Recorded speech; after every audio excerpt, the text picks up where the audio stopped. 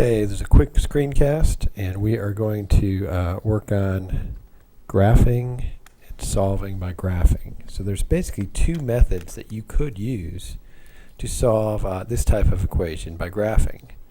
One way is to graph this side of the equation. It'll be some line or curve or something.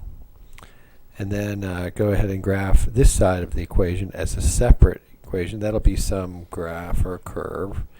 And you can basically find the intersection points using that tool on your calculator. Whenever you find those intersection points, you'd really be wanting to figure out what those x values are. So the x values of the intersection points would be your solutions to this particular problem. Let's go ahead and graph this. So I'm going to graph 2 to the x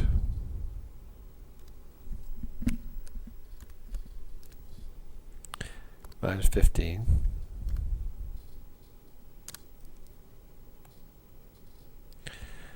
And I can barely see it there. That's okay. Hit tab and graph the right hand side here, which would be x to the third power minus 50 x squared minus 12. Okay, I can't even really see that one. I'm going to hit the zoom, window zoom, zoom in. Maybe I should zoom out, actually. That might work out a little better. Okay, I'm going to zoom out here. Well, I think I've zoomed out enough. I can kind of see where this, where these two graphs cross right there, but it's really tight there. So I'm going to maybe adjust these values, maybe 2 and negative 2.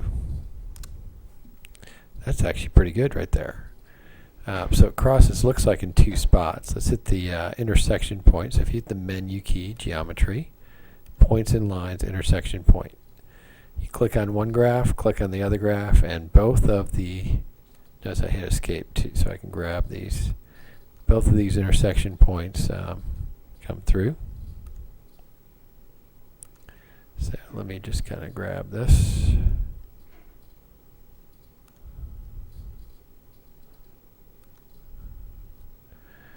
So in this case, we have our solutions, which are going to be the x values of these two intersection points. And so I would write my solutions like x equals, I just said x equals negative 0.21, round that off. And the second one would be x equals 0.19. And those are my solutions. Now there's another way we could have done this. So I'm just going to show you that way, and you may like this way a little bit better. So that was F1 and F2. Here's what I'm going to do. So I'm going to do, let's see, insert a graph, go up to F1, and I'm going to really solve this equation. So let's go ahead and, if I subtracted x cubed and added 50x squared and added 12, so I'm going to move all these to the other side of the equation.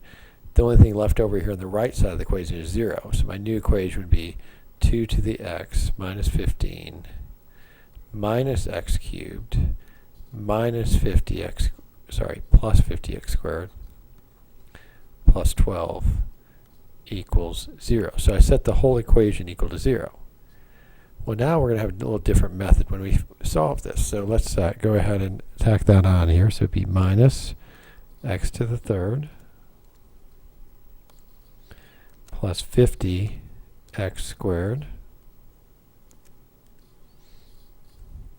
plus 12. Yeah.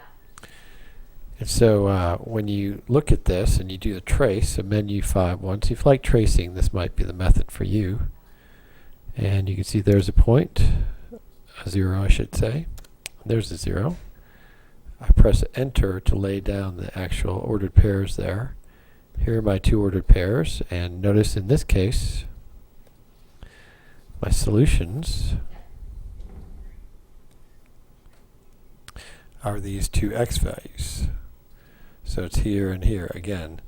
You're looking for the x values either way, and so I wouldn't put the ordered pair, I'd put x equals 0.19. x equals negative 0.21. And that's the two different methods you could use to find either the intersection points or the solutions. But in both cases, you're finding the solutions of the particular graph that you're finding.